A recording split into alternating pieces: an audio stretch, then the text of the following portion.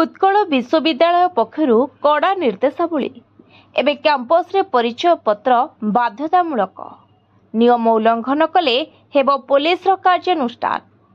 विश्वविद्यालय रे श्रृंखला और सुरक्षा व्यवस्था को अधिक सुदृढ़ करबा पई उत्कल विश्वविद्यालय पक्षरु प्रकाश पाइछे विज्ञप्ति।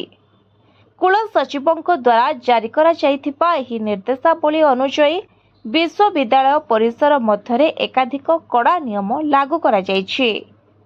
फेब्रुआरी 18, 2026 रे जारी होइथिबा एही निर्देशावलीर कैंपस सुरक्षा और शैक्षिक वातावरण को सृष्टि करिबा पई लक्ष्य रखा जाइछे।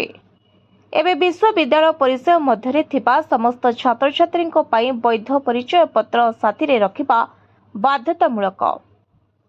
सुरक्षा कर्मी मानक जेकोसी समय जांच करने अधिकार दि जाइए।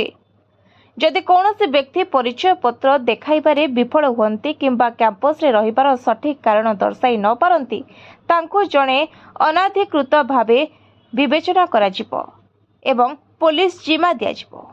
विश्वविद्यालय को एक शून्य सहनशीलता क्षेत्र भावे घोषणा करा जाइए।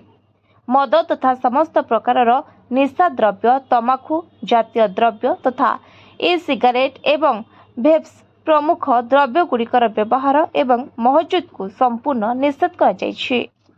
Bureau report, voice of Odisha live.